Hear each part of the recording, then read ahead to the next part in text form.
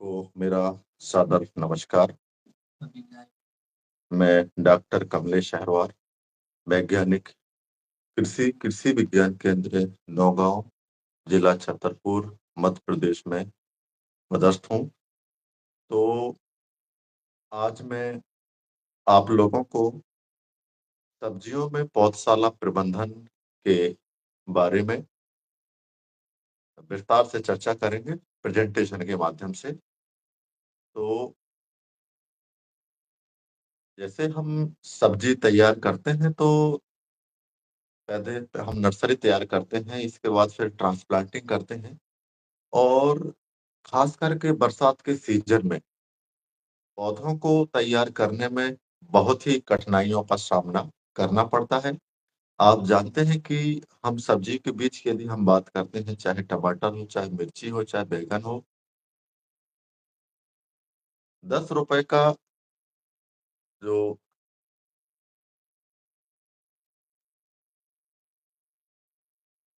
10 रुपए का जो आपका 10 ग्राम जो आप पैकेट लेते हैं वो 1000 रुपए के लगभग आता है। कितने रुपए? 1000। और महंगा भी कंपनी के हिसाब से हो सकता है। लेकिन जब हम बात करते हैं नर्सरी में हमारा सारा का सारा बीज उग जाए, तो किसान क्या करते हैं कि सावधानी नहीं रखते हैं।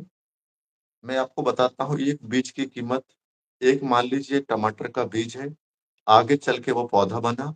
एक पौधा अपने जीवन काल में कम से कम 5 किलो टमाटर तो देगा, अधिकतम ज्यादा भी दे सकता है। तो कहने का तात्पर्य ये है कि यदि हम मान लीजिए 5 किलो टमाटर की वैल्यू समझेंगे, मार्केट में उसकी कीमत मान लीजिए कम से कम 10 रुपए भी है। तो 10 बना 50, एक बीज से एक पौधा बना, एक टमाटर के पौधे से कम 50 रुपए को हमको आमदनी हुआ। वो ज्यादा भी हो सकता है, 10 किलो भी निकल सकता है, लेकिन कम से कम 5 किलो ही माने। तो एक बीज से एक टमाटर का पौधा बना। एक टमाटर का पौधा आपका कम से कम 50 रुपए की वैल्यू है एक बीज की। लेकिन किसान क्या करते हैं कि बोने के तरीके पर ध्यान नहीं देते हैं, जो मन पड़ता है ऐसे छिटक के बोनी कर देते हैं। तो छिटक के बोनी हमको नहीं करना है, हमको पूरा लाइन से बोनी करना है। हम पूरा प्रेजेंटेशन के माध्यम से आप लोगों को बताएंगे। और यदि लाइन से बोनी करेंगे तो आपका एक एक करके पौधा उगेगा। जब उगेगा तो उससे हम उत्पादन भी ले सकते हैं। तो सबसे पहला हम स्लाइड में देख पाएंगे कि इसका जो टाइटल है, पौधशाला के लिए स्थल का चयन। जो भी हम जगह का चयन करने वाले हैं, जगह हमारा जो भी खेत के पास ऐसी जगह हो जहां पर जमीन हमारी थोड़ी सी ऊंची हो। कहने का तात्पर्य ये है कि यदि हमारा जगह ऊंचा हो, मान लीजिए गिरा और इकट्ठा होकर नीचे जहां पर ढलान होगा वहां पानी आ जाता है। और धोखे से अभी मान लीजिए हमने उन नर्सरी को और सब्जी के बीजों को वहां हमने नीचे जगह पे अपन ने लगा दिए। तो क्या दिक्कत होगी कि जब पानी का भराव होगा तो सड़ने की समस्या आ जाती है, सड़ने गलने की, जिसको हम इंग्लिश में डैम्पिंग ऑफ बोलते हैं, हिंदी में पौध गलन बीमारी बोलते हैं। तो ये जो पिथीनियम स्पीसीज एक फंगस के कारण बीमारी फैलती है। तो जैसे ही पानी का भराव होगा तो समझ लीजिए हमारे पौधे सड़ने गलने लगेंगे। यदि हम जगह का चयन ऊंचा करेंगे, पानी का भराव नहीं होगा, तो फिर पानी नहीं रुकेगा। जब पानी नहीं रुकेगा तो हमारे पौधे भी सही होंगे। नेक्स्ट। इसके बाद दूसरा है पौधशाला के लिए तैयारी। तैयारी में हमको क्या करना है कि जहां भी हम पौधे अ, तैयार करने जा रहे हैं, वो उसका जो क्यारी का आकार क्या होना चाहिए। क्यारी का आकार आपका 3 मीटर लंबा रखते हैं। आगे मैं बता देता हूँ, नेक्स्ट करना। ये देखिए क्यारी आपको दिख रही है कि इसकी लंबाई जो होगी बेड की 3 मीटर लंबा होगा और 1.5 मीटर चौड़ा होता है। तो जरूरी नहीं है कि हम 1 मीटर ही बनाएं, जितने में हमारा हाथ आसानी से कार्य करने में पहुंच जाए। बीज की बोने में एक तरफ से हम बोनी कर लें, एक तरफ से हम सिंचाई कर लें, एक तरफ से बैठ के हम निराई गुड़ाई कर लें। तो लंबाई आपका 3 मीटर से हम ज़्यादा भी कर सकते हैं, उसमें कोई नुकसान नहीं है। लेकिन चौड़ाई पर हमको ध्यान देना है, यदि चौड़ाई हमारी 1 मीटर से हम ज़्यादा करेंगे तो हमारा हाथ नहीं पहुँचेगा। आप देख सकते हैं कि बेड कैसे बना हुआ है। चौड़ाई हमारा इतना करना जितने में हमारा हाथ पहुँच जाए। क्योंकि बहुत सारे हमको ऐसे कार्य करने पड़ते हैं, जिसमें कि एक जगह बैठ के हमको कार्य हो जाए। तो स्टैंडर्ड जो आपको क्वेश्चन आता है कई एग्जामों में कि नर्सरी जो हम बनाते हैं उसका आकार क्या होना चाहिए। तो नर्सरी का आकार जो आपको आंसर में लिखेंगे कि 3 मीटर आपका लंबा होता है और 1 मीटर चौड़ा होता है। लेकिन हम किसान की भाषा में यदि हम बात करते हैं, प्रैक्टिकली बात करते हैं, तो लंबाई हम 3 मीटर से हम 10 मीटर भी कर दें तो कोई नुकसान नहीं है। लेकिन चौड़ाई यदि हम मान लीजिए 1 मीटर से 2 मीटर करेंगे तो हमको कार्य करने में सुविधा नहीं होगी, यानी असुविधा होगी, क्योंकि बुवाई करना है तो एक जगह बैठ के नहीं कर पाएँगे, सिंचाई करना है फिर दूसरी तरफ जाना पड़ेगा, निराई-गुड़ाई करना है तो दूसरी तरफ जाना पड़ेगा। लंबाई में हमको दिक्कत नहीं है, चौड़ाई हमारा इतना करना है जितने में हमारा हमारा हाथ पहुँच जाए। हाथ यदि हमारा बोने के लिए पहुँच जाएगा, तो उसमें हमको एक जगह बैठ के सारे काम कर सकते हैं। तो और 2 क्यारी के बीच में हमको कम से कम 1 फीट का फासला रखना है। आप इस प्रेज़ेंटेशन के माध्यम से, फ़ोटोग्राफ के माध्यम से देख सकते हैं, यदि हम 2 क्यारी के बीच में 1 फीट का फासला रख देंगे, तो हमको बीच में निकलने के लिए, बीच में कार्य करने के लिए सारे काम हमारे आसानी से हो जाएँगे। तो 2 बेड के बीच में हमको 1 फीट का फासला भी रखना है। और उसमें आपको बेड उठा हुआ दिख रहा है। उठा हुआ इसलिए दिख रहा है क्योंकि एक तो हमने जगह का जो चयन किया ऊँचा किया है। साथ में हमको आधा फीट यानी 15 सेंटीमीटर उठा हुआ क्यारी बना देना है। ताकि पानी हमारा किसी भी कारण से यदि मान लीजिए ज़्यादा ही बरस जाए तो हमारे इस बेड पर पानी ना पहुँच पाए। दूसरी चीज़, यहाँ की मिट्टी आप देख रहे हैं जैसा हमारा बिस्तर होता है एकदम नीट एंड क्लीन साफ-सुथरा है। मिट्टी एकदम बारीक भुरभुरी है, कंकड़-पत्थर नहीं है, काँच नहीं है, डंठल नहीं है, एकदम हमारा क्लियर होना चाहिए। जो जैसा आप इस बेड के माध्यम से देख रहे हैं, तो एकदम साफ-सुथराई है, जैसे हमारा सोने वाला बेड होता है, एकदम साफ होता है। ऐसे ही सब्जियों का जो हम नर्सरी तैयार करेंगे, वो भी क्यारी हमारी एकदम साफ-सुथरी होना चाहिए। तो यदि हम क्यारी आपका 10 फीट लंबा बनाते हैं, 3 फीट चौड़ा बनाते हैं, तो 10 ग्राम चाहे मिर्ची ले लें, चाहे टमाटर ले लें, चाहे बैंगन ले लें, चाहे फूल-गोभी ले लें, चाहे पत्ता गोभी ले लें, आपका 1 पैकेट के लिए 1 बेड पर्याप्त हो जाता है। आपको ज़्यादा बोना है तो ऐसे बेड आप क्रम से बढ़ाते जाएँगे। नेक्स्ट, हमारा है भूमि शोधन। नेक्स्ट, सोलराइज़ेशन की हम बात करते हैं। सोलराइज़ेशन बहुत ही महत्वपूर्ण बात है, मैं समझाना चाहता हूँ। नेक्स्ट करो। ये देखते हैं आप सोलराइज़ेशन हमको क्यों आवश्यक है और क्यों ज़रूरत है? तो सोलराइज़ेशन आप देखते हैं कि कब करना है और किस मौसम में करना है, इसकी जानकारी होना अति आवश्यक है। तो सोलराइज़ेशन का काम हम कब करेंगे? जैसे ही हमारा अभी फसल आपका रबी का सीज़न लगा हुआ है, इस रबी के सीज़न की कटाई अधिकांश हमारी मार्च या अप्रैल में हो जाएगी। तो उसके कटाई के बाद हम जो है जगह हमारी खाली हो जाएगी। उस जगह में हमको क्या जैसे आपको दिख रहे हैं बेड, बैक करो और बैक करो। हाँ, ये बेड दिख रहे हैं आपको। तो बेड जो हमें समझा रहे थे कि आपको 10 फीट लंबा रखना है, एक और 3 फीट चौड़ा रखना है, आधा फीट ऊँचा रखना है। तो लंबाई आप देख रहे हैं 10 की जगह हमारा 20 फीट भी है, तो इससे कोई हर्जा नहीं है। 30 फीट भी है, कोई दिक्कत नहीं है। तो लंबाई आप कितना भी कर लें, चौड़ाई हम उतना ही करें जितने में हमारा कार्य करने में हाथ पहुँच जाए। तो बेड हमने बना दिया, बेड बनाने के बाद ये आप सफ़ेद पॉलीथीन देख रहे हैं, तो इस पॉलीथीन को हम उस क्यारी से दबा देना है। दबाना क्यों है? ताकि जो भी उसकी एयर है, जो भी टेम्परेचर है हमारे इस बेड से कहीं साइड में या बाहर ना निकल पाए। इससे क्या बेनिफिट्स होगा क्या फ़ायदा होगा हम बताने वाले हैं आपको।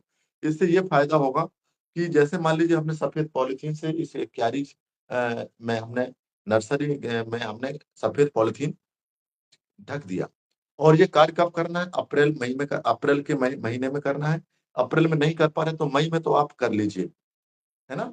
मई के पहले सप्ताह तक कर लें क्योंकि अप्रैल से टेम्परेचर हमारा तापमान बढ़ना, मौसम का धीरे-धीरे बढ़ने लगता है और धीरे-धीरे मई में और बढ़ जाता है, फिर जून में बढ़ जाता है। तो ये कार्य हमको अप्रैल से लेकर के मई के बीच में कर लेना है और ये ढकने के बाद इसमें क्या फ़ायदा होगा कि जो भी मान लीजिए हमारे वातावरण का तापमान मई के महीने में 40 डिग्री सेंटीग्रेड है, यदि हमने सफेद पॉलिथीन से ढक दिया तो हमारा टेम्परेचर जमीन का कम से कम 50 डिग्री सेंटीग्रेड बढ़ जाएगा, क्योंकि जो जमीन की जो तापमान है वो नहीं निकल पा रहा है और जो हवा है वो नहीं निकल पा रहा है। जब हमारा तापमान बढ़ जाएगा तो हमारी इस मिट्टी में जो भी फंगस है, जो भी बैक्टीरिया है, जो भी नेमेटोड है, जो भी वायरस है, कहेंगे यदि मान लीजिए आपका फफूंद है या विषाणु है या कि जो हमारे इंसेक्ट होते हैं, कीड़े होते हैं, उसके अंडे हैं, लार्वा है, प्यूपा है, खरपतवार के बीज होते हैं, वो हमारे जमीन में पड़ रहते हैं। तो जब टेम्परेचर हमारा 50 डिग्री सेंटीग्रेड के करीब जाएगा, तो मान लीजिए जब जाएगा तो हमारा बिना दवाई डाले हुए हमारे खरपतवार के दाने नष्ट हो जाएंगे, चारे नष्ट हो जाएंगे, फफूंद भी नष्ट हो जाएगा। जो भी इसमें जमीन में आपके कीड़ों के अंडे पड़े हुए हैं, लार्वा पड़े हुए हैं, प्यूपा पड़े हुए हैं, वो सारे के सारे ज्यादा टेम्परेचर बढ़ने के कारण नष्ट हो जाते हैं। तो इसमें कोई दवा नहीं लगना है, सिर्फ हमको सफेद पॉलिथीन लेना है और इस हमारे क्यारी में चढ़ा देना है और ये कार्य हमको लगभग 20 से 25 दिन के लिए ऐसा करना है। कब करेंगे? मई के महीने में करेंगे और हो सकता है टेम्परेचर मान लीजिए आपका मई के आखिरी तक 45 डिग्री सेंटीग्रेड तापमान हो जाता है। तो फिर आपका 10 डिग्री सेंटीग्रेड तापमान इस सफेद पॉलिथीन के ढकने से बढ़ जाएगा। तो हो सकता है 55 हो जाए। तो 55 डिग्री सेंटीग्रेड में ना तो आपका फफूंद बचेगा, ना कीड़े के अंडे बचेंगे, ना कोसा बचेगा, ना लार्वा बचेगा। वायरस, बैक्टीरिया सारे के सारे ज्यादा टेम्परेचर पड़ने से नष्ट हो जाएंगे, चारे के दाने भी नष्ट हो जाएंगे। तो ये कार्य करना बहुत अति आवश्यक है। तो इससे हमको जो है दवा भी नहीं लगेगा, हमारा जो वातावरण को उसको भी नुकसान नहीं हो, क्योंकि जब हम दवा का इस्तेमाल करते हैं तो हमारी जमीन को भी नुकसान होता है, हमारे वातावरण को नुकसान होता है। साथ में जो भी हम उसके प्रोडक्ट खाते हैं तो हमारे दैनिक जीवन में, आहार में भी वो पूरा केमिकल हमारे शरीर में आ जाता है। यदि हम मान लीजिए आपको ये सफेद पॉलिथीन से ढक देंगे तो इसमें दवाई का खर्च आपका सारा का सारा बच जाएगा और कीड़े नष्ट हो जाएंगे, फफूंद नष्ट हो जाएगा, वायरस, बैक्टीरिया जो भी जमीन में पड़े हुए हैं सारे के सारे इस टेम्परेचर के बढ़ने के कारण नष्ट हो जाएंगे। तो इसको सोलराइजेशन कहते हैं। ये कार्य करना बहुत ही जरूरी है। नेक्स्ट। नेक्स्ट। अब देख लीजिए बेड हमको किस तरीके से बनाना है। बेड हमारा आकार मैं बताया तो 10 फीट लंबा है, 3 फीट चौड़ा है। तो जो हमारा बेड बना है इसमें आप देख सकते हैं कि 4-4 इंच की दूरी पर लकड़ी से लाइन बनाई गई है, क्योंकि हमारे यहाँ किसान मध्य प्रदेश में क्या करते हैं, अधिकांश किसान नर्सरी में बोने के तरीके पर ध्यान नहीं देते हैं, सीधे छिटक के बोनी कर देते हैं। तो ऐसा कार्य हमको नहीं करना है। 4-4 इंच की दूरी पर लकड़ी से सीधी लाइन बना देंगे जो आपको दिख रही है। सीधी लाइन बनाने सीधी लाइन बनाने में कोई दिक्कत नहीं है, भाई हमारी मिट्टी भुरभुरी है, बारीक है, तो आसानी से बन जाएगी। हाँ, गहराई का ध्यान जरूर देना है। गहराई हमको इतना ही रखना है, जितना छोटा बीज होगा उसको उतना ही हम ऊपर बोनी करेंगे। जितना बड़ा बीज होगा वो नीचे चले जाएगा, कोई दिक्कत नहीं होगी। इसलिए सब्जी का बीज आपका, मिर्च की बात करते हैं, टमाटर की बात करते हैं, बैगन की बात करते हैं, बहुत बारीक बीज होता है, बहुत छोटा बीज होता है। तो हमको 1 सेंटीमीटर की गहराई का ही हमको लाइन बनाना है और उसमें हम बीज की बोनी करेंगे। और दूसरा चीज बताता हूं मैं, हमारे एक देखिए किसान बैठे हुए हैं, एक कटोरी में लिया उन्होंने और हाथ में उन्होंने ग्लव्स पहन लिया है, क्योंकि बीज का उपचार करने के लिए हमको सावधानी बहुत रखना जरूरी है। क्योंकि देखिए जो बीज उपचार करते हैं वो किसी भी फफूंदनाशी दवाई से करते हैं, चाहे सांप से करते हैं, चाहे रेडोमिल से करते हैं या बाविस्टिन से करते हैं, कोई भी एक फफूंदनाशक दवा का हम इस्तेमाल करते हैं। और 10 ग्राम का आपका पैकेट है तो मुश्किल से थोड़ा सा 1 ग्राम भी नहीं लेना है, क्योंकि 2 ग्राम दवा आपको 1 किलो बीज में लगता है। तो आपको थोड़ी सी आधा ग्राम से भी उसमें थोड़ा सा कम डाल दीजिए, और ताकि जो हमारा बीज में जो सफेद पाउडर चिपक जाए। तो बीज को उपचार करना भी बहुत जरूरी है और सावधान रखेंगे देखिए तो ज्यादा अच्छा रहेगा, क्योंकि किसान खेत में कार्य करता है, उसके हाथों में कहीं ना कहीं चोट लगी रहती है, घाव लगे रहते हैं, क्योंकि दवाइयाँ आपकी अधिकांश सिस्टेमिक होती हैं, दैहिक होती हैं। मान लीजिए हमारे उंगली में कहीं चोट है और दवा हमने ऐसे ही बिना पॉलिथीन से, बिना ग्लव्स पहने हुए इसका उपचार कर लिया, तो दवा जहाँ भी टच करेगी, वो पूरे बॉडी में हमारे ज़हर फैल जाएगा, क्योंकि दैहिक दैहिक का मतलब होता है सिस्टेमिक।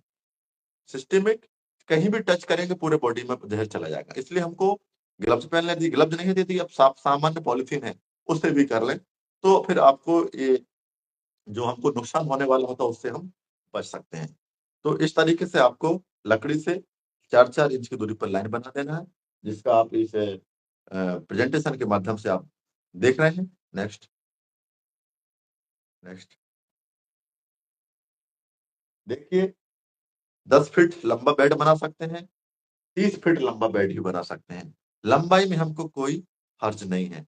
दिक्कत कहाँ है, हमको चौड़ाई हमारा इतना ही रखना है जितने में हमारा हाथ पहुँच जाए, क्योंकि बहुत सारे कार्य हमको ऐसे करने पड़ते हैं कि ऐसा नहीं कि हम एक बार इधर बैठेंगे तो दूसरी जगह जाएँगे, तो हमारा समय भी वेस्ट होगा और कार्य करने में दिक्कत भी हो गई। तो लंबाई देखिए हमारा 50 फीट भी है, तो इससे कोई हर्ज नहीं है। चौड़ाई हमको उतना ही रखना है जितने में हमारा हाथ पहुँच जाए। नेक्स्ट। बहुत सारे बेड बनाना है, तो 2 बेड के बीच में हमको 1 फीट का फासला रख देना है, जैसा आपकी फ़ोटोग्राफ के माध्यम से देख रहे हैं। तो ये हमारे बेड बनाने का जो तरीका है, मैंने आपको इस प्रेज़ेंटेशन के माध्यम से बताने का प्रयास किया है। यदि आप ऐसा करेंगे तो आपको बरसात में जो हमारे पौधे तैयार करने में दिक्कत होती थी, मतलब सारे के सारे हमारे पौधे अंकुरण नहीं होता था, कहीं न कहीं किस पानी के माध्यम से या हमारे बुवाई के तरीका हमने गलत इस्तेमाल कर लिया, उसके माध्यम से हमारा बीज नष्ट हो जाता था, पूरा अंकुरण नहीं होता था। यदि हम इस तरीके से बेड को तैयार करेंगे, इस तरीके से लकड़ी से लाइन बनाएँगे, इस तरीके से लाइन से बीज की बोनी करेंगे, तो आपका एक-एक करके पूरा का पूरा बीज उगेगा। जब उग जाएगा, तो जो भी हमारा पौधा जहाँ लगाएँगे उससे हमको उत्पादन मिलेगा। जब हमारा बीज नष्ट हो जाएगा, पौधे हमारे कम होंगे, तो हमको उसके उत्पादन पर भी प्रभाव पड़ता है और हमारी जो लागत होती है वो भी लग जाती है। Next, next. ये देखिए, कतारों में बीज की बुवाई। चेक करो और चेक करो। हाँ, पौध तैयार करने के लिए बीज की मात्रा, ये बहुत ज़रूरी बात है कि हमको कितने बीज की आवश्यकता पड़ती है, ये जो हमने इसमें दर्शाया है, 1 एकड़ के लिए दर्शाया है। यदि हम टमाटर की बात करेंगे, हाइब्रिड बात करेंगे, तो आपको 1 एकड़ में 120 ग्राम लगेगा और बैंगन की बात करेंगे तो आपको 200 से 250 ग्राम बीज लगेगा। मिर्च की बात करेंगे तो 1 एकड़ में 150 से 250 ग्राम बीज लगेगा और फूल गोभी, पत्ता गोभी की बात करेंगे तो आपको 250 से 350 ग्राम बीज लगेगा और यदि हम प्याज की बात करते हैं, तो लगभग 3 से 4 किलो आपको 1 एकड़ में प्याज के बीज की ज़रूरत पड़ेगी। तो बीज की मात्रा भी हमको पता होना चाहिए कि यदि हम 1 एकड़ में करेंगे तो हमको कितना ग्राम बीज लगेगा। Next, next. ये देखिए, बीज की बुआई का तरीका हमको जिस तरीके से हमारे किसान महिलाओं ने बोनी किया है, लाइन आपने पहले देख लिया था। जिस तरह से चींटी चलती है, इस तरीके से एक-एक करके बीज की हमको उसमें बोनी कर देना है और आपको दिख रहा होगा इस वीडियो के माध्यम से एक-एक करके बीज की जो है हमने इसमें बुआई कराया है और इसका जो प्रभाव है आपको आगे देखने को मिलेगा कि लाइन से बोनी करने से हमको कितना फ़ायदा है, हमारे कितने जो हमने बोनी किया है पूरा 90% से ऊपर हमारा अंकुरण हो जाता है और हमारे सारे पौधे तैयार हो जाते हैं। तो बीज भी हमको लाइन से ही बोनी करना है, छिटक के नहीं करना है। देखिए, छिटक के बोनी करते हैं तो क्या दिक्कत होती है? छिटक के बोनी किया आपने, टेम्परेचर पड़ा, सूर्य का प्रकाश पड़ा, बीज हमारा सूख जाता है और दूसरा जो चिड़िया-पक्षी होते हैं, बीज हमारा जब ऊपर रहेगा, चिड़िया-पक्षी भी खा जाएगा। जब तक बीज मिट्टी के अंदर नमी के संपर्क में नहीं आएगा, बीज का अंकुरण नहीं होगा। इसलिए हमको ध्यान रखना कि देखिए हमको ज़्यादा तो बोनी नहीं करते हैं। 1 एकड़ की बात करेंगे तो 8-10 बेड लगेगा। 1 बेड को बोने मुश्किल से 20 से 25 मिनट लगेगा और 10 ग्राम के पैकेट के लिए आपको 1 बेड की आवश्यकता पड़ेगी, 10 फीट लंबा, 3 फीट चौड़ा। 10 पैकेट लगाएँगे तो 10 बेड की आवश्यकता पड़ेगी। तो 1 बेड में 20 से 25 मिनट से ज़्यादा आपको समय नहीं लगना है। क्योंकि हमारा पूरा जो खर्चा है घर का, बच्चों का खर्चा जब खेती से चलता है, तो हम खेती की विधि पर क्यों ना कार्य करें। वैज्ञानिक तरीके से खेती क्यों ना करें? तो वैज्ञानिक तरीके से यदि हम बोनी करेंगे, तो उसमें नुकसान आपका नहीं हो, उसमें फ़ायदा आपका है। क्योंकि इतना महँगा बीज होता है और हम ऐसे ही छिड़क के फेंक देते हैं। एक बीज की कीमत आपकी ₹50 से ₹100 तक हो सकती है। मैं आपको बता दिया है। और यदि हम ऐसे लाइन से बोनी करेंगे, तो आपका पैसा बचेगा, साथ में पौधे भी अच्छे तैयार होंगे और हेल्दी तैयार होंगे और सारे के सारे पौधे तैयार होंगे और फिर अपन को जब पूरे सारे पौधे तैयार हो जाएँगे, तो हमारा उत्पादन भी स्वाभाविक रूप से बढ़ेगा। नेक्स्ट, ये देख लीजिए, बीज की बोनी हमारी कंटिन्यू जारी है। आप इसे वीडियो में या फ़ोटोग्राफ के माध्यम से देख सकते हैं। नेक्स्ट, नेक्स्ट, ये देखिए, हमने बीज की बोनी कर दिया। कभी-कभी हमारे किसान भाई क्या करते हैं, बीज की बोनी के बाद ऐसे ही खुला बेड छोड़ देते हैं। अभी हमारा बरसात का सीज़न आने वाला है। जैसे ही हमारा मान लीजिए हमने बीज को बोनी कर दिया और बरसात के मौसम में पता नहीं कब कितना पानी गिर जाए। हो सकता है हमने बीज की बोनी किया और 10 मिनट बाद पानी गिर जाए। तो जो भी हमने बीज की बोनी किया है बेड में, वो पानी का तो पता नहीं कितना गिर जाए। तो जितना हमने बोनी किया है, पानी तेज़ गिरेगा तो हमारा बीज पूरा डिस्टर्ब हो जाएगा। हो सकता है कहीं के आगे हमारे खेत से आउट भी हो जाए। तो यदि हमको बीज को बहने से बचाना है, छिड़कने से बचाना है, तो मल्चिंग करना बहुत ही आवश्यक है। मल्चिंग हमारे हर किसान के खेत पर नीम का प्लांट्स मिल जाता है, नीम का पौधा आसानी से मिल जाता है। तो क्या करेंगे आप कि नीम की पत्ती को जैसे आप देख सकते हैं हमारे इस वीडियो में हम दिखा रहे हैं, नीम की पत्ती को पतली तह के रूप में हमको इस बेड से ढक देना है। इससे क्या फ़ायदा है? इससे ये फ़ायदा है, एक तो नीम का पत्ती है, इसमें कीड़े-मकोड़े नहीं आएँगे। दूसरी चीज़, नीम की पत्ती से यदि हमने ढक दिया और ढकने के बाद फिर पानी गिर जाए, मान लीजिए, तो फिर हमारा जो बीज का हमारा डिस्टर्ब होने का डर है या बहने का डर है, उससे हम बच सकते हैं। क्योंकि पानी का प्रेशर हमारी पत्ती पर जाएगा, ना कि हमारी सीधे मिट्टी के उसमें होगा। तो यदि हम मल्चिंग कर देंगे, पत्ती से ढक देंगे, इसको पलवार बोलते हैं, तो हम अपने जो हमने इसमें बीज को बोया है, उसको बहने से बचा सकते हैं। उसमें नुकसान आपका नहीं होगा, इसमें फ़ायदा भी होगा। तो मल्चिंग का कार्य करना भी अति आवश्यक है। बीज की बोनी के बाद जैसे ही हमारा हो जाए, तो पतली तह के रूप में नीम की पत्ती का इस्तेमाल कर सकते हैं। जो भी हमारे घास-पात, खरपतवार है, उसकी पत्ती से भी ये ढक सकते हैं। कुल मिला के हमको इस बेड में पत्तियों से ढक देना है, ताकि पानी गिर जाए तो हमारे जो बोने किया हुआ बीज है वो बह ना जाए। तो मल्चिंग करना भी बहुत ही अति आवश्यक कार्य है, महत्वपूर्ण है, तो किसान भाइयों को करना चाहिए। Next, next. ये देखिए, सिंचाई का हम तरीका बता रहे हैं। किसान हमारे इस मध्य प्रदेश में अधिकांश किसान क्या करते हैं, सिंचाई का कार्य सीधे मोटर से पानी इस क्यारी में देते हैं। मैं आपको समझाना चाहता हूँ। जैसे मान लीजिए मुझे पानी पीना है, दिन में 4 से 5 लीटर पानी पीना चाहिए और यदि मुझे 50 लीटर पानी आप पिलाएँगे तो क्या होगा? नुकसान होगा, बीमार हो जाएँगे। इसी प्रकार से हमारे इस जो शिशु है, जो नर्सरी है, छोटे हमारे बीज हैं, अंकुरित हो रहे हैं मान लीजिए, तो इनको छिड़क के पानी देना है, या तो हजारा आप देख सकते हैं हमारी इस वीडियोग्राफ में, हजारा के माध्यम से आपको पानी देना है। हजारा नहीं है तो हमारे पास स्प्रे पंप है। स्प्रे पंप की सहायता से पानी हम दे सकते हैं। सीधे मोटर से नहीं देना है। और पानी कब देना है, या तो सुबह देना है या शाम में देना है। दोपहर में हमको पानी नहीं देना है। ये सावधानी रखना बहुत ही ज़रूरी है। नेक्स्ट, ये देखिए, यदि आपके पास 1 इंच का पाइप है, मोटर है, तो जो हमारा हजारा का ऊपर वाला आप देख सकते हैं, ये निप्पल दिख रहा है, इसको हम यदि लगा देंगे, फिर पानी का छिड़काव कर देंगे, तो इससे भी हमारा पौधे को नुकसान नहीं होगा। इस विधि के माध्यम से हम पानी का छिड़काव अपने नर्सरी में दे सकते हैं। कब देना है? या तो सुबह देना है या शाम में देना है। अगला, ये देखिए, मल्चिंग आप देख रहे थे, कितना अच्छे से किया है और इसमें कोई डिस्टर्बेंस नहीं है। यदि आपको लग रहा है कि पानी जो है बरसात के मौसम में नहीं गिर रहा है 8-10 दिन के लिए, तो ये हमारा बीच में जो जगह दिख रहा है, इसमें हल्का-हल्का पानी भर देंगे, बस बेड के ऊपर पानी ना जाए, इसलिए भर देंगे ताकि हमारा इस बेड के माध्यम से नीचे पानी सीपेज हो जाए और पूरे क्यारी में पहुँच जाए।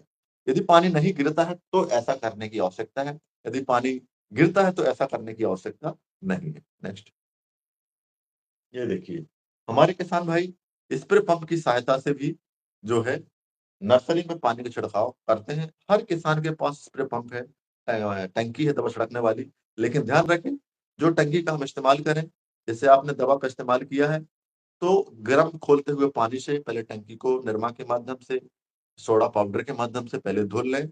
धुलने के बाद फिर पानी का इस्तेमाल करें। मान लीजिए यदि आपने कोई दवा का इस्तेमाल किया या चारे वाली दवा का इस्तेमाल किया, फिर हमने इसे एक क्यारी में पानी देने का कार्य करेंगे, तो आपको नुकसान होने की संभावना बढ़ जाती है। तो किसान भाई ज़रूर ध्यान दें कि जितनी बार भी हम दवा डालते हैं, उसके तत्काल टंकी को या स्प्रे पंप को गर्म पानी से, खौलते हुए पानी से उसमें डिटर्जेंट जो भी निरमा है, पाउडर है, उससे धुल लें। इसके बाद ही हम किसी अन्य दवा का या किसी अन्य पानी का इस्तेमाल करें। बिना दवाई को धुले हुए हम पानी का छिड़काव टंकी से ना करें। ये मेरा किसान भाइयों से आग्रह है कि यदि हम सावधानी बरतेंगे तो हम नुकसान से भी बच सकते हैं। नेक्स्ट, हाँ, ये क्वेश्चन बहुत महत्वपूर्ण है। क्यारियों से घास जो हमने मल्चिंग किया है, इसको हटाना कब है? इसका भी जानकारी होना आवश्यक है। नेक्स्ट, ये देख लीजिए, जो मल्चिंग हमने किया था, तो इसको हम लगातार तो रखेंगे नहीं, उसकी भी एक सीमा होगी, समय होगा, निश्चित अवधि होगी। जैसे ही हमारा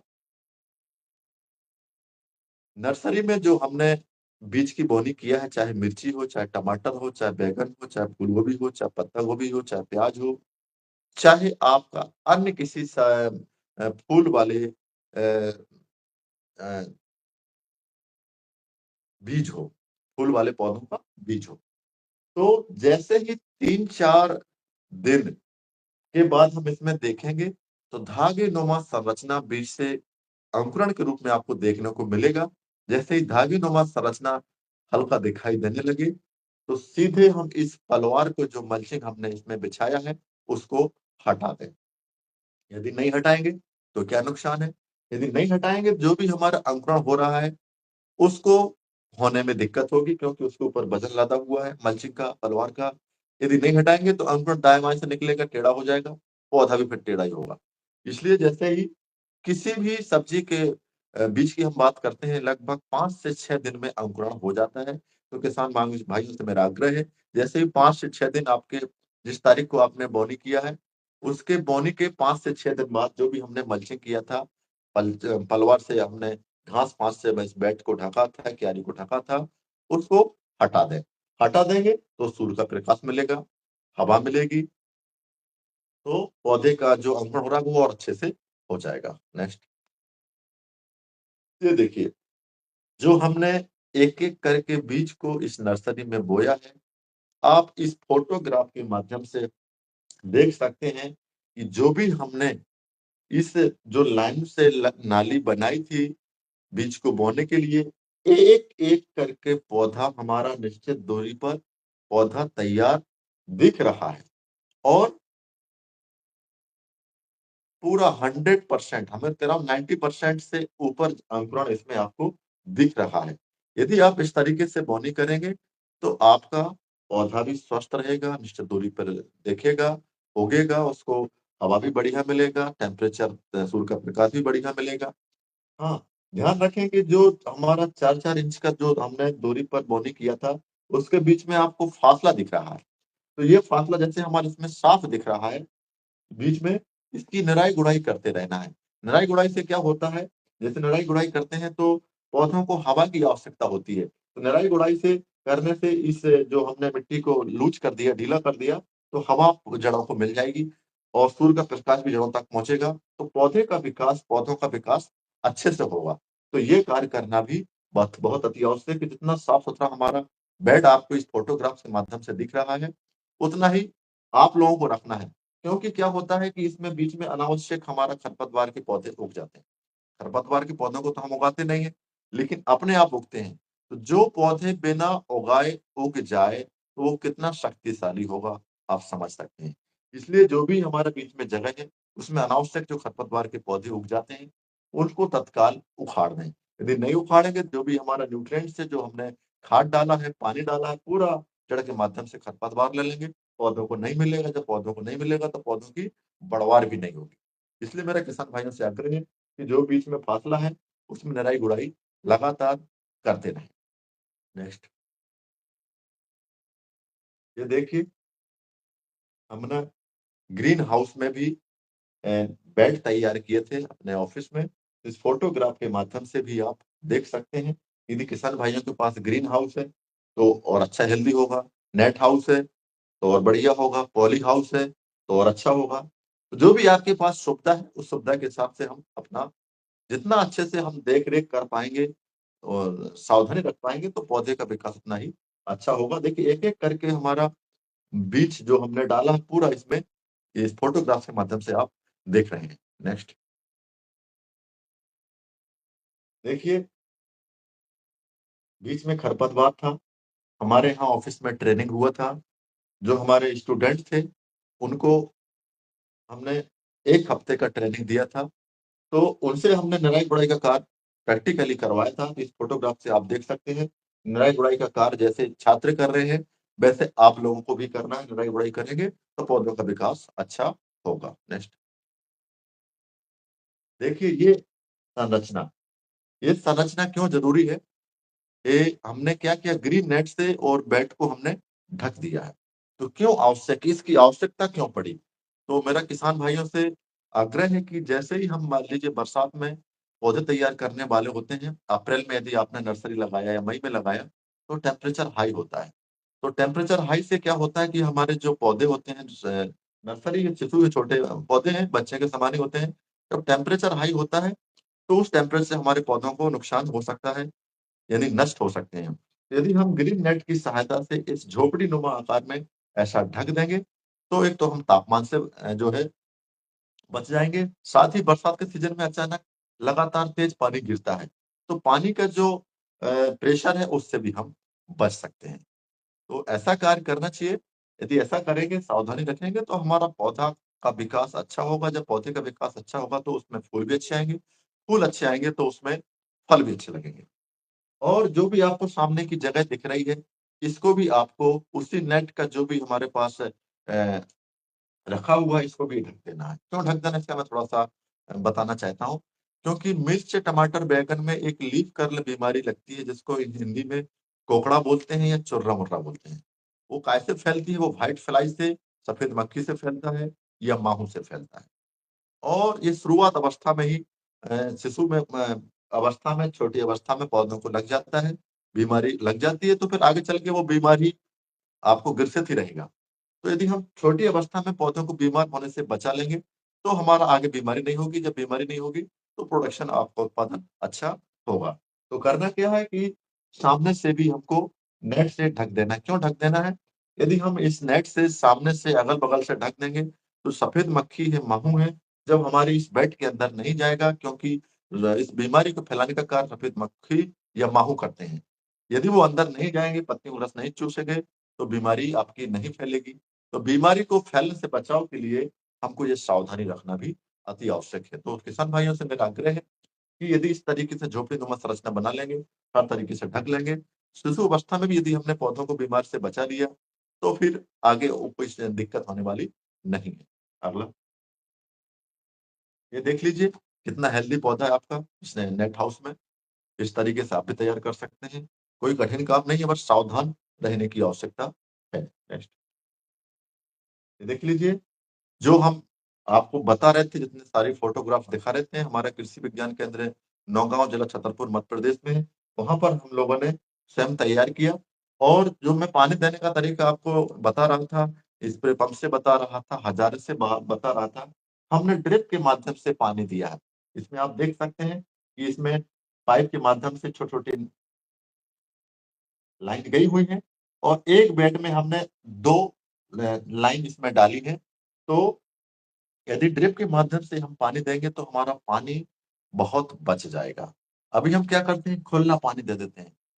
चाहिए हमको अ, 10 लीटर पानी, हम 100 लीटर, 200 लीटर, 500 लीटर पानी ऐसे ही व्यस्त व्यर्थ कर देते हैं। तो यदि हम पानी को सेव करेंगे तो वो पानी हमारे किसी अन्य फसलों के लिए भी काम आएगा। यदि हम पानी को अनावश्यक ऐसे ही बहते जाएंगे, ध्यान नहीं देंगे तो आगे आने वाली पीढ़ी को पानी भी नहीं मिलेगा। जब पानी नहीं मिलेगा तो हम जीवित भी नहीं रह पाएंगे और खेती भी नहीं कर पाएंगे। जब खेती नहीं कर पाएंगे तो हम फिर अन्न कैसे कहाँ से प्राप्त करेंगे। तो ड्रिप का इस्तेमाल हमको सब्जी वाली फसलों में करना है, और स्प्रिंकलर का इस्तेमाल हमको जितने भी हमारी फसलें हैं, जैसे आपकी रबी में आपने गेहूं लगाया, चना लगाया, मटर लगाया, सरसों लगाया, तो स्प्रिंकलर का इस्तेमाल करें। यदि सब्जी लगाए तो ड्रिप का इस्तेमाल करें। चाहे मिर्च लगाएं, चाहे टमाटर लगाएं, चाहे बैंगन लगाएं, चाहे गोभी लगाएं, चाहे फल वाले पौधे लगाएं। फल वाले में आपका आम है, अमरूद है, नींबू है, बेर है, सीताफल है, कटहल है, कुछ भी है, तो ड्रिप का इस्तेमाल हम करते हैं। तो किसान भाइयों से मेरा आग्रह है कि यदि आप ड्रिप का इस्तेमाल करेंगे तो पानी आपका सेफ रहेगा।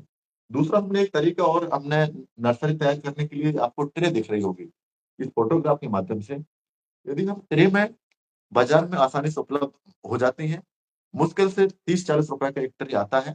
एक ट्रे में कम से कम 50 पौधे हम बीज तैयार कर सकते हैं। तो इस ट्रे में करना क्या है, यदि मान लीजिए अच्छे बड़े पैमाने में करना है तो कोकोफिट जो आपका आता है, उसमें वर्मीकोलाइट आता है, उसको मिला लें। यदि आपको नहीं मिलाना है तो जो भी हमारे पास मिट्टी है, पकी गोबर है, आधा भाग मिट्टी, आधा भाग पकी गोबर खाद, उसको मिला करके इस ट्रे में हम अच्छे से मिट्टी को, पकी गोबर खाद को इसमें मिला देंगे। फिर एक जो हमारा जगह है, ट्रे में एक जगह में हम एक ही बीज को डालेंगे और उसकी गहराई मुश्किल से 1 सेंटीमीटर। ध्यान रखें कि दो बीज नहीं डालना है, क्योंकि आप असावधानी से बीज की बोनी करेंगे तो आपका एक एक बीज अच्छे से उग जाएगा। तो ट्रे के माध्यम से भी हम नर्सरी में पौधे, मिर्च, टमाटर, बैंगन, फूल गोभी, पत्ता गोभी, प्याज या अन्य सब फूल वाले पौधे तैयार कर सकते हैं। तो आप इस वीडियोग्राफ में एक फोटो के माध्यम से देख सकते हैं। नेक्स्ट, ये देख लीजिए, हमारा जब पौधा एकदम रोपने लायक हो गया, इसकी हम मैं अवधि बता देता हूँ। मिर्च, टमाटर, बैंगन हमारा 21 से 25 दिन में तैयार हो जाता है। फूल गोभी, पत्ता गोभी, गांठ गोभी 25 दिन में तैयार, 25 से 30 दिन में तैयार हो जाता है। प्याज हमारा 40 से 45 दिन में तैयार हो जाता है। अन्य जैसे गेंदा लगा रहे हैं या अन्य फूल लगा रहे हैं तो लगभग 1 माह में तैयार हो जाते हैं। जिस तारीख को आपने बोनी किया उस तारीख को आप लिख लीजिए। इसके बाद ध्यान रखें, जैसे ही हमारा इसकी अवधि करीब आने वाली होती है, जैसे आपका मिर्च, टमाटर, बैंगन मैंने बताया 21 से 25 दिन में रेडी हो जाएगा, लेकिन इसके पहले हमारा खेत तैयार हो जाना चाहिए, ताकि हम यहाँ से सावधानी से उखाड़ कर खेत में शिफ्ट कर दें। ऐसे ही आपका फूल गोभी, पत्ता गोभी 1 माह का यहाँ होने वाला है, 2-3 दिन रह जाए तो उसके पहले हमारा खेत रेडी हो जाए। तो करना क्या है कि बीज की जो ट्रांसप्लांटिंग की जो उम्र होती है वो भी एक निश्चित होती है, और यदि हम उसके समय के अनुसार रोपित कर देंगे तो आपको सही समय पे यदि हम लगा देंगे तो उसके उत्पादन में फर्क कोई नहीं पड़ेगा, और उत्पादन भी अधिक होगा। नेक्स्ट, देखिए जी, हमारा टमाटर का पौधा है, एकदम रेडी हो गया है। 25 दिन का पौधा है, लेकिन ध्यान रखें कि आपका जब 25 दिन का हो गया है, कल आपको खेत में लगाना है, तो खेत आपका ऑलरेडी तैयार हो जाना चाहिए। टमाटर को हम 2 फीट लाइन से लाइन लगाते हैं और 1.5 फीट पौध से पौध लगाते हैं। लेकिन इसको उखाड़ना है तो उखाड़ने का मैं आपको तरीका बता देता हूँ।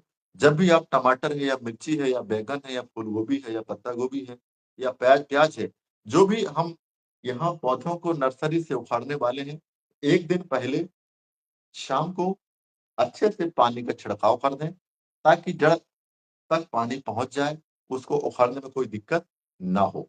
अच्छे से पानी से तर कर देना है।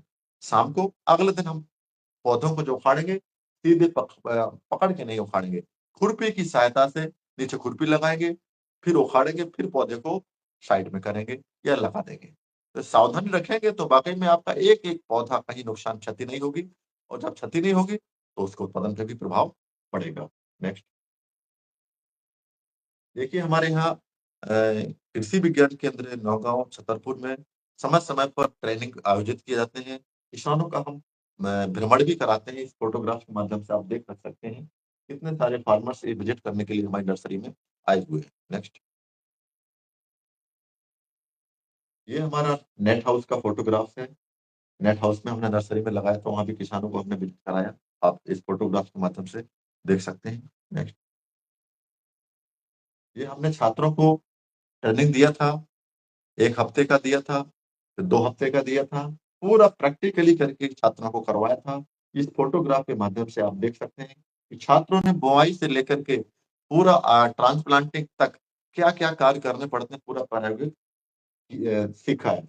हमारे कृषि विज्ञान केंद्र में कृषि महाविद्यालय टीकमगढ़ से बीएससी फाइनल ईयर के छात्र आते हैं। उनको हम पूरा प्रायोगिक करके पूरा बताते हैं। 6 माह वो हम लोगों के साथ में रह करके ही कार्य को सीखते हैं। नेक्स्ट। हाँ, ये देखिए एक तसला रखा हुआ है।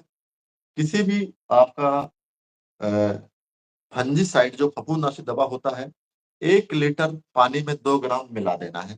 क्योंकि जैसे मान लीजिए अपना यहाँ तो अपन ने पौधे को पूरा नेट के माध्यम से या सावधानी के माध्यम से रख करके यहाँ स्वस्थ बचा लिया। लेकिन खेत में नहीं बचा सकते हैं। खेत में तो आपको माहू मिलेगा, सफेद मक्खी मिलेगी, फंगस मिलेगा, सब पूरा वहाँ उपलब्ध है। तो हमको प्रयास करना है कि जैसे ही हमने पौधे को उखाड़ा है, मिर्च, टमाटर, बैंगन, फूल गोभी, पत्ता गोभी या आपको प्याज को, तो उखाड़ने के बाद आप आधा घंटे के लिए हमने जो एक तसला लिया, 1 लीटर पानी डाला, 2 ग्राम साफ डाला या बाविस्टिन या रेडोमिल और आधा एमएल इमिडाक्लोप्रिड। इमिडाक्लोप्रिड क्या करता है, जो जितने भी रस चूसने वाले कीड़े हैं, जैसे सफेद मक्खी मैंने बताया था, माहू बताया था, ये वायरस फैलाने का काम करते हैं, पत्ती सिकुड़ जाती हैं, जिसको चुर्रा-मुर्रा कहते हैं, कोकड़ा कहते हैं। तो इमिडाक्लोप्रिड 1 लीटर में आधा एमएल, कितनी मात्रा आधा एमएल बहुत कम होती है। और 1 लीटर में साफ या बाविस्टिन या रेडोमिल 2 ग्राम। 2 ग्राम ₹2 का भी नहीं आएगा। आधा एमएल मुश्किल से 1-2 रुपए का। तो जैसे ही हम यहाँ उपचार कर लेंगे, आधा एमएल 1 लीटर में इमिडाक्लोप्रिड, 2 ग्राम आपका बाविस्टिन या साफ या रेडोमिल और 15-20 मिनट के लिए जड़ को डुबाना है, ताकि जड़ के माध्यम से दवा हमारे पौधे के पूरे पार्ट में चली जाए। फिर हम उसको ट्रांसप्लांट या जहाँ लगाना चाहें वहाँ शिफ्ट कर देंगे। तो इससे क्या होगा कि शुरुआत अवस्था में 15 से 20 दिन तक ना तो बीमारी लगेगी, ना कीड़े लगेंगे। जब कीड़े बीमारी नहीं लगेंगे तो पौधा स्वस्थ होगा, जब स्वस्थ होगा तो उसकी पैदावार अच्छी होगी, पैदावार अच्छी होगी तो उसमें फूल भी अच्छे होंगे, फल भी अच्छे होंगे। तो सावधानी रखना बहुत ही अति आवश्यक है। Next, next. बीमारी का मैंने बता दिया कि कौन सी बीमारी फैलती है, उसके लिए क्या करना है, आपने देख लिया है।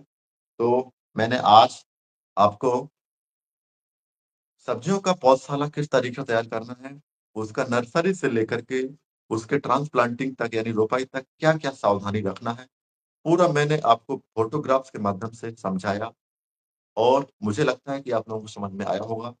यदि आया होगा तो इस तकनीक को, इस विधि को यदि हम अपनाएँगे, तो ज़रूर आपको फ़ायदा होगा और आपको फ़ायदा होगा तो आपका उत्पादन बढ़ेगा, सवाल ही नहीं उठता है।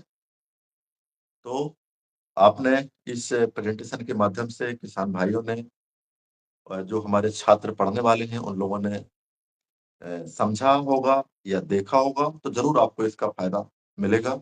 मैं डॉक्टर कमलेश अग्रवाल, वैज्ञानिक उद्यानिकी, कृषि विज्ञान केंद्र नौगाँव, जिला छतरपुर, मध्य प्रदेश में पदस्थ हूँ। आप सभी लोगों ने इस मेरे वीडियो को सुना, देखा, आप सभी का बहुत-बहुत धन्यवाद।